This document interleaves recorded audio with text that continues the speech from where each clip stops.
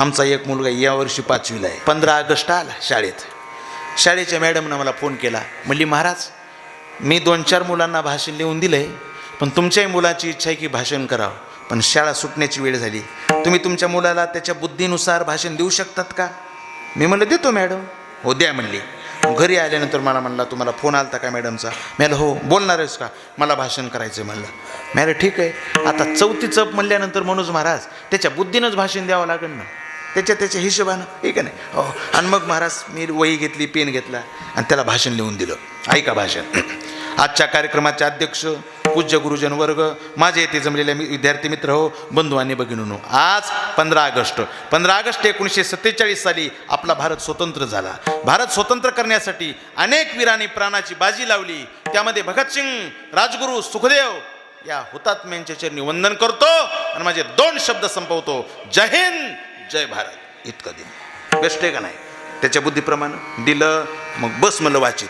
ते वाचलं लय चॅप्टर. ते वाचता वाचता म्हणला एक काम करा ना मला पप्पा, काय मला मोबाईलमध्ये एकदा रेकॉर्डिंग करा म्हणला, म्हणजे डोळे उघडे तो वाचितो आणि डोळे झाकायले की ऐकतो. मी आलं ठीक आहे. मोबाईलमध्ये 1-2 रेकॉर्ड महाराज. आजच्या कार्यक्रमाचे अध्यक्ष पूज्य गुरुजन वर्ग, माझे येथे जमलेले विद्यार्थी मित्र, बंधू आणि भगिनींनो, आज 15 ऑगस्ट 1947 साली आपला भारत स्वतंत्र झाला. भारत स्वतंत्र होण्यासाठी अनेक हुतात्म्याने प्राणाची बाजी लावली. त्यामध्ये भगतसिंग, राजगुरू, सुखदेव यांच्या चरणी वंदन करतो. माझे 2 शब्द जय हिंद, जय भारत दिल्यानंतर त्या दिवशी होती शिवाजी महाराज 7 तारीख.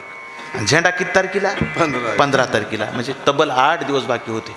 आसाराम महाराज त्यांना असं भाषण असा करून बसायला.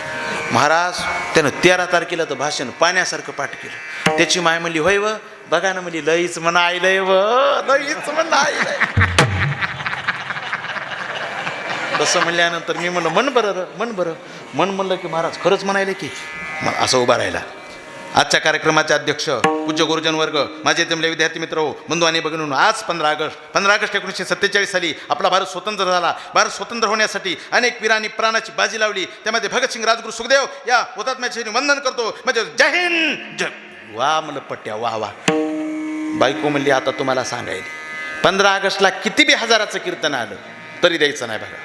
हां, संध्याकाळी कुठं जायचंय जा, पण माझ्या लेकरासोबत जा बघा, तुम्हाला सांगायला. जातोय बाबा, जातो नाही. महाराज 14 तारखेला रात्री ते झोपले जेवण करून आणि ही म्हणायली मला होय व झोपेतून उठल्या जमन का त्याला म्हणाय.